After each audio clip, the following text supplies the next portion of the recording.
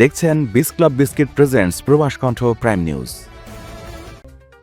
মালয়েশিয়ার কয়েকটি রাজ্যে বিশেষ করে কেদা এবং পার্লিসে আবহাওয়া পরিস্থিতির চরম অবনতি হয়েছে। এ অবস্থায় দ্রুত কৃত্রিম বৃষ্টি বা ক্লাউড সিডিং নামানোর কাজ শুরু করতে আবহাওয়া দপ্তরকে জরুরি নির্দেশনা দিয়েছেন দেশের প্রধানমন্ত্রী দাতুশ্রী আনোয়ার ইব্রাহিম। বর্তমান আবহাওয়া পরিস্থিতি সামাল দিতে এই পদক্ষেপ খুবই জরুরি উল্লেখ করে প্রধানমন্ত্রী জানান, এই কাজে বিমানের অভাব বা অন্য কোনো বাধা দূর করতে প্রয়োজনে ড্রোন প্রযুক্তি ব্যবহার করা যেতে পারে, যাতে কাজটি কোনো বাধা ছাড়াই সম্পন্ন হয়। আজ নিজের অফিসিয়াল ফেসবুক পেজে তিনি লিখেছেন, জনগণের সুরক্ষার জন্য আমি আবহাওয়া দপ্তরকে দ্রুত ব্যবস্থা নেওয়ার নির্দেশ দিয়েছি। বিমানের অভাব পূরণে প্রয়োজনে ড্রোন ব্যবহার করা এবং অন্যদের সাহায্য নেওয়ার কথাও বলা হয়েছে। মালয়েশিয়ায় থাকেন, আন্তর্জাতিক কর্মপরিবেশে স্মার্ট ও সফল ক্যারিয়ার করতে প্রস্তুত, তবে আপনাকেই খুঁজছে প্রাণ মালয়েশিয়া।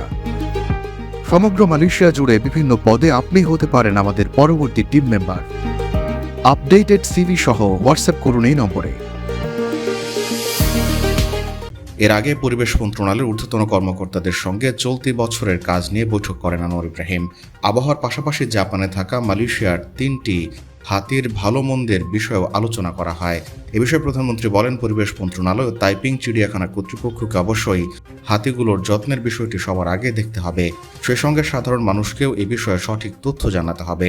তিনি আরও বলেন, যে কোনো সিদ্ধান্ত নিতে হবে বাস্তব তথ্যের ভিত্তিতে, যেন দারা, আমই ও কেলাত, যেগুলো মালয়েশিয়ান হাতি, তারা ভালো থাকে। জাপানে তারা কেমন আছে তা দেশের মানুষকে পরিষ্কারভাবে জানাতে হবে।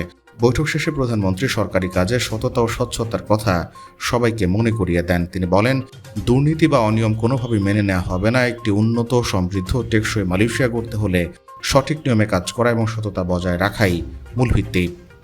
প্রবাস কণ্ঠ নিউজ ডেস্ক।